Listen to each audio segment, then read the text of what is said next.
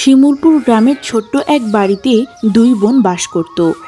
আমি দেখতে কত সুন্দরী, গোটা গ্রামে আমার সৌন্দর্যের চর্চা। আর আমার বড় দিদি দেখতে পুরাই বাদরের মতো। আমার মান সম্মান আর থাকলো না। আজকে আরো 1 কিলো দুধ দিলাম তোমায়। আমার বাকি টাকাটুক কবে দেবে তুমি? দাদা, আমায় আর কিছুদিন সময় দিন। আমি কিছুদিনের মাঝে আপনার পাওনা টাকাগুলো মিটিয়ে দেব। সময় দিতে দিতে তো 1 মাস পেরিয়ে গেল।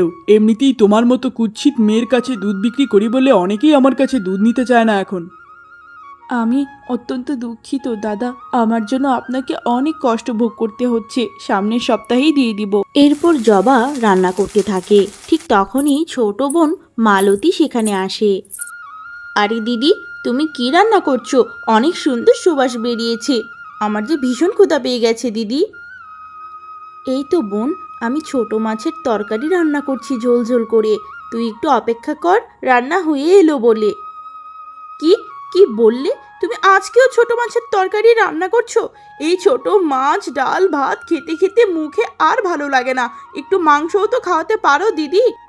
তুই তো সবটাই জানিস বোন, কত কষ্ট করে সংসারটাকে সামলাতে হয়। তার উপর আমি দেখতে ভালো না দেখে কেউ আমায় কাজও দিতে চায় না। আমি তোকে কথা দিচ্ছি, কালকেই তোকে মাংস ভাত খাওয়াবো।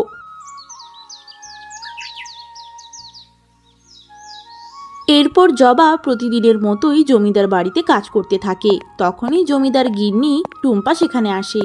এই জবা, তোর ঘর মুছা হলে এ বালতিতে কিছু কাপড় রাখা আছে, সেগুলো পুকুর পাড়ে গিয়ে একটু ভালো মতো ধুয়ে দিস। দেখিস যেন ছিঁড়ে না যায়। নিশ্চয়ই মালকিন, আমি কাজ শেষ করে আপনার কাপড়গুলো ভালো মতো ধুয়ে দেব। মালকিন, আমার ঘরে আমার বোনটা মাংস ভাত খাওয়ার জন্য ভীষণ আবদার করেছে। আমার বেতনের টাকাটা যদি একটু আগাম দিতেন। জমিদার বাড়ি দেখে কি আমাদের টাকার গাছ আছে যে যখন তখন টাকা চাইবি? এমনিতেই তোর মতো কুৎসিত মেয়েকে আমি কাজ দিয়েছি, এটাই তো তোর সাত কপালের ভাগ্য। তারপরেও তুই আবার এত টাকা চাস? তোকে আর কাজেই রাখবো না আমি, বুঝেছিস? না মালকিন, না, আমি আপনার কাছে হাত জোর করে ক্ষমা চাইছি। আমি আর কোনো দিন টাকা চাইবো না, আমায় কাছ থেকে তাড়াবেন না। এরপর জবা পুকুর পাড়ে কাপড় ধুতে চলে যায়। হে বিধাতা, কেউই তো আমায় টাকা দিয়ে সাহায্য করতে চায় না। এদিক দিয়ে বাড়িতে যে বোনটা আমার বসে আছে মাংস ভাত খাওয়ার জন্য, আমি কি করে টাকা জোগাড় করব? কেন আমায় তুমি এত কুৎসিত বানালে? তখনই দুইজন প্রতিবেশী সেখানে আসে। এই, তোকে না বলেছি তুই সকাল সকালেই ঘাটের পাড়ে আসবি না? ধেৎ, এই হতচ্ছাড়িটার মুখ দেখে ফেললাম সকাল সকাল। কি যে হবে এবার কে জানে। সর এখান থেকে, সর। হ্যাঁ গো দিদি, আরেকদিন সকাল সকাল এই হতচ্ছাড়ির মুখ দেখে ফেলেছিলাম। এরপর সারাদিন আমার কি যে মন্দ গেল, হায় ভগবান। এই হতচ্ছাড়ি, এরপর থেকে সকালবেলা আর কোনো দিন ঘাটের পাড়ে আসবি না। আমাদের চোখে আর কোনো দিন তোকে পড়েছে তো তোকে মেরে গ্রাম ছাড়া করবো, বুঝেছিস? এসব তোমরা কি বলছো দিদি? আমি যদি সকালবেলা ঘাটের পাড়ে না আসি তাহলে কাপড়গুলো আমি কোথায় ধোবো? এই গ্রামটা কি তোমাদের একার নাকি? আমি দেখতে অসুন্দর বলে কি আমি মানুষ নই? তোমরা সবসময় আমাকে কষ্ট দাও, সব সময়। ভালো লাগে না এইসব আমার।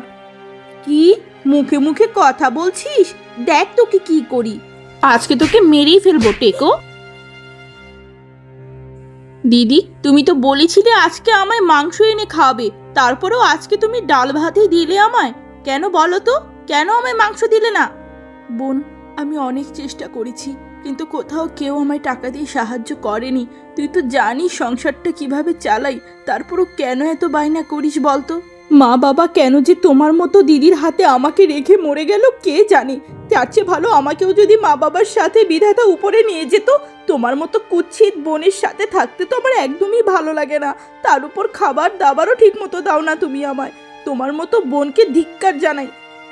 এত কষ্ট করে একা হাতে লোকের বাড়ি কাজ করি এই সংসারটা সামলাচ্ছি, তোর সকল আশা পূরণ করছি, তারপরও তুই তোর বড় দিদিকে এভাবে বলতে পারলি? ছি ছি ছি, তুই আসলে অনেক স্বার্থপর মালতী। কি, আমি স্বার্থপর তাই না? উচিত কথা বললেই আমি স্বার্থপর?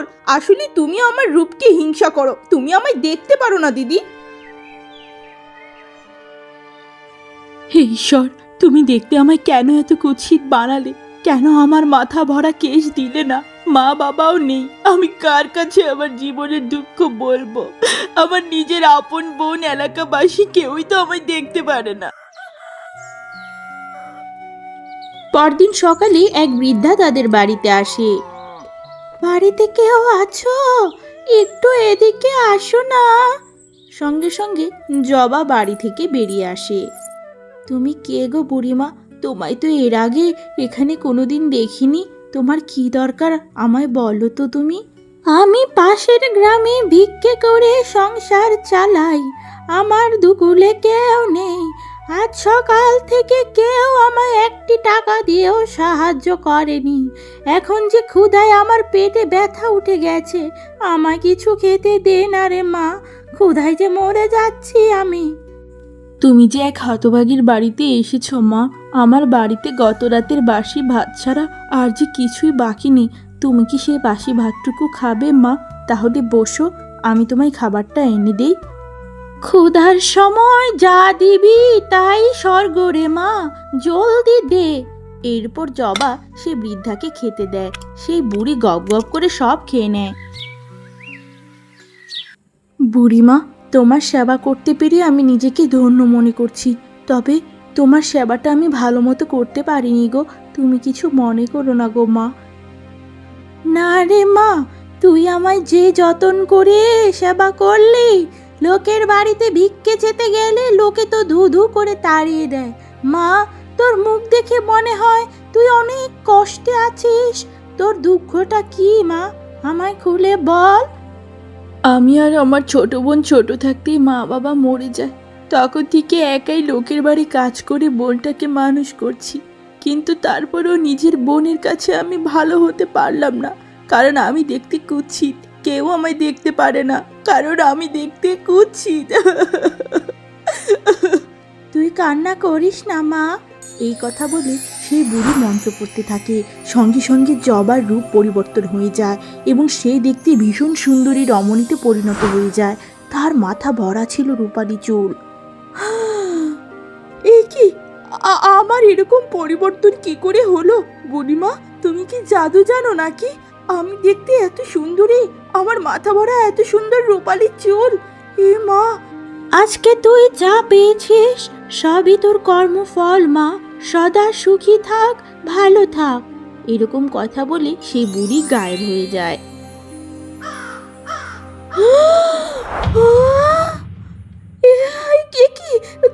তুমি কে? তোমার চেহারা তো দেখতে আমার বড় দিদির মতো, কিন্তু তুমি তো ভীষণ সুন্দরী।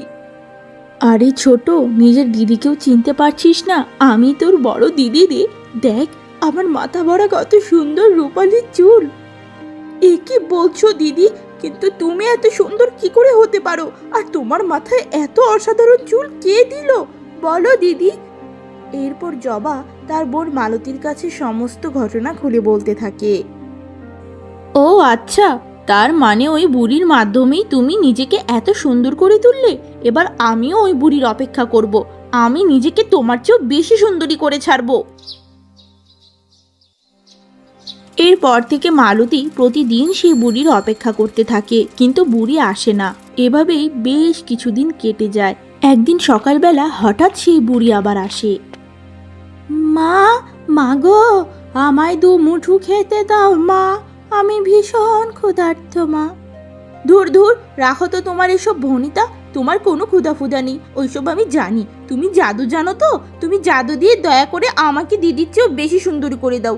আর হ্যাঁ, আমার মাথার চুলগুলো কিন্তু স্বর্ণের চাই, স্বর্ণের।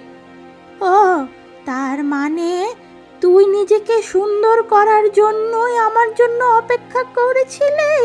কিন্তু আমায় তো আগে খেতে দিবি। আমি ভীষণ দুর্বল, তারপর সব দেখা যাবে। আগে কোনো খাওয়া দাওয়া হবে না। এমনিতেই তোমার মতো বুড়ির জন্য অপেক্ষা করতে করতে আমার কোমর ধরে গেছে। আগে আমায় সুন্দর করবে, এরপর সব হবে। এরপর সে বুড়ি মন্ত্র পড়তে থাকে। সঙ্গে সঙ্গে মালতীর রূপ পরিবর্তন হয়ে যায়। তার মাথা ভর্তি সোনালি কেশ। আরে বাহ, আমি দেখতে কতটা সুন্দর হয়ে গেছি। এই বুড়ি, যাও, তোমার কাজ শেষ। আর কোনোদিন এখানে আসবে না। যাও, যাও বললাম। নিজের কাজ সিদ্ধি হয়ে যাবার পর আমায় আর চিনছিস না? তোর মতো অহংকারী আর স্বার্থপর মেয়ের পরিণাম ভালো হবে না। এরপর সেই বুড়ি সঙ্গে সঙ্গে গায়েব হয়ে যায়। এই যে সখী দেখ, তোরা তো আমায় বলেছিলি আমার দিদি নাকি কত সুন্দরী হয়ে গেছে, তার মাথায় রূপালি চুল। দেখ, আমি এখন দিদির চেয়ে 1000 গুণে বেশি সুন্দরী হয়ে গেছি। আমার মাথায় স্বর্ণের চুল, বুঝেছিস? তোকে তো দেখতে আগেই বেশি সুন্দর লাগতো মালতী, এরকম চুল তোর মাথায় একদমই মানাচ্ছে না।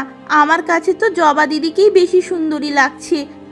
হ্যাঁ রে সখী, রূপালি চুলটা জবা দিদির সাথে একেবারে মিলে গেছে, কিন্তু এই সোনালি চুলে তোকে একেবারে বুড়ি বুড়ি লাগছে। তবে রে, আমাকে বুড়ি বলিস? এক্ষুনি আমার বাড়ি থেকে বেরিয়ে যা, বেরিয়ে যা তোরা।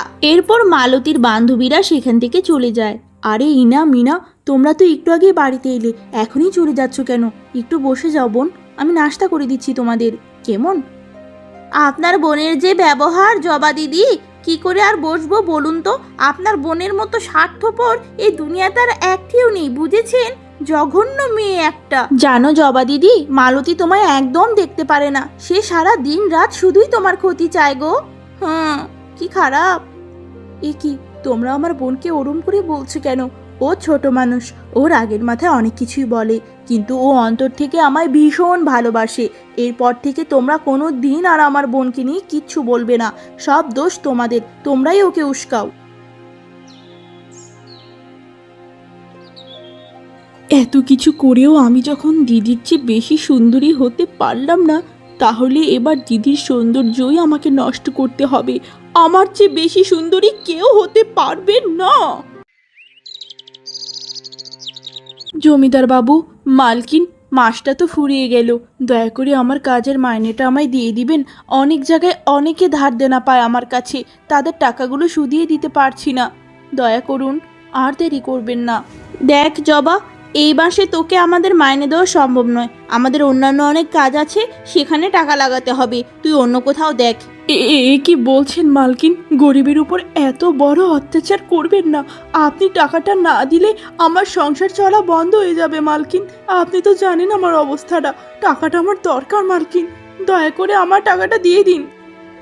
টাকা যদি তোর নিতেই হয়, তাহলে তোর ওই দামি মাথার চুল থেকে কিছু চুল আমাদের দিতে হবে, তবেই তোকে তোর মাইনের টাকা দিব, না হলে তুই ভুলে যা, তোর টাকা আমরা তোকে দেব না। এ কি বলছেন জমিদার বাবু? সারা মাস কষ্ট করে খাটনি করলাম, আর এখন বেতন নেবার জন্য কিনা আমার মাথার উপর চুল আপনাদের দিতে হবে? ঠিক আছে, আমি দিব। হ্যাঁ, তোর চুল দিলেই তোকে আমরা মাইনে দিয়ে দিব। আর শুন, সামনের মাস থেকে তুই আর আমার এখানে কাজ করতে আসবি না। সুন্দরী কাজের মেয়ে দিয়ে কাজ করানোর কোনো ইচ্ছা নেই আমার, বুঝেছিস? এবার চুপচাপ মাথার চুল দে। এরপর জবা তাদের কিছু চুল দিয়ে দেয়।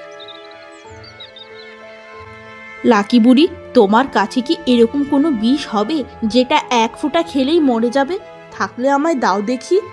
সারা বিশ্বের সব ধরনের বিষ আমি তৈরি করতে পারি, 1 ফোঁটা খেলেই বুকের ভিতর ঝাঁঝরা হয়ে যাবে এমন বিষও আমি তৈরি করতে পারি, কিন্তু সেই বিষ আমি তোমায় দিব এক শর্তে, তোমার মাথার কিছু সোনার চুল আমায় দিতে হবে। এটা কেমন কথা লাকি বুড়ি? তোমার বিষের যে দাম, আমি তোমায় সেই দাম দিব। আমার মাথার সোনার চুল আমি কেন দিতে যাব শুনি? পাগল নাকি তুমি? আমি কি পাগল নাকি? সামনে সোনার জিনিস থাকতে আমি কাগজের তৈরি টাকা নেব? যদি সোনার কিছু চুল দাও তবেই বিষ বানিয়ে দেব। ঠিক আছে বাবা, ঠিক আছে, যা চাইছো তাই দিব, কিন্তু বিষ কিন্তু অনেক শক্তিশালী হওয়া চাই। দিদিকে শেষ করার জন্য আমি সমস্ত চুলও দিয়ে দিতে পারি। এরপর মালতী তার মাথার সোনার চুল দিয়ে ভয়ানক এক বিষ কিনে নিয়ে যায়। এরপর মালতী রান্নার মাঝে ভয়ানক বিষ মিশিয়ে দেয়। জবা দিদি, তোমার জন্য অনেক শখ করে জীবনে প্রথম রান্না করলাম, খেয়ে জানাও কেমন হলো। ভালো না লাগলে বকো না কিন্তু আমায়, কেমন? তুই তুই আমার জন্য রান্না করেছিস তোর নিজের হাতে বোন? এই খাবার আমি কি করে মন্দ বলতে পারি বোন? তুই আমায় এতটা ভালোবাসিস? হ্যাঁ হ্যাঁ হ্যাঁ দিদি, আমি আমার সকল ভুল বুঝতে পেরেছি। এই জগতে তুমি ছাড়া আমার আপনার কে আছে বলো তো? আমি আর তোমায় কষ্ট দিব না দিদি, খাবারটা জলদি খাও না দিদি, খাও। ঠিক তখনই সেখানে এক পরী এসে হাজির হয়। পরীর জাদুতে সঙ্গে সঙ্গে মালতী ন্যাড়া হয়ে যায়। সে দেখতে ভীষণ কুৎসিত হয়ে গেছিল। ছোট বোনের এমন রূপ দেখে জবা আকাশ থেকে পড়ে। এ কি? এই তুমি কে পরি? উড়ে এসে জুড়ে বসে আমায় দেখতে এমন করে দিলি কেন? হ্যাঁ, আমায় ঠিক করে দাও বলছি, ঠিক করে দাও। তুমি কে? কেন আমার বোনকে তুমি এত কুৎসিত করে দিলে? তুমি দয়া করে ওর মাথার চুল ফিরিয়ে দাও। আমি হলাম বোবা পরি। আমি হলাম সেই বৃদ্ধা যে কয়েকদিন আগে ছদ্মবেশ ধরে তোমাদের বাড়িতে এসেছিলাম। বিধাতা আমায় নিযুক্ত করেছেন পৃথিবীর খারাপ মানুষদের শাস্তি দেবার জন্য, ভালো মানুষদের পুরস্কার দেবার জন্যে। তোমার বোন তোমায় যেই খাবারটি দিয়েছি সেই খাবারে বিষ আছে। সেই খাবার খেলে তুমি মরে যাবে। তোমার বোনের পাপকর্মের শাস্তি সে পেয়েছে। হ্যাঁ রে মালতী, আমি তোকে নিজের সন্তানের মতো কোলে পিঠে মানুষ করলাম, আর আজ কিনা তুই আমাকে বিষ দিয়ে মেরে ফেলতে চাইছিলি? তুই এত স্বার্থপর! ছি, তোর মতো স্বার্থপর বোন আমার প্রয়োজন নেই, প্রয়োজন নেই। আমার ভুল হয়ে গেছে দিদি, আমি বুঝতে পারিনি। দয়া করে পরীকে আমায় ঠিক করে দিতে বলো। আমি কি করে বাঁচবো এভাবে?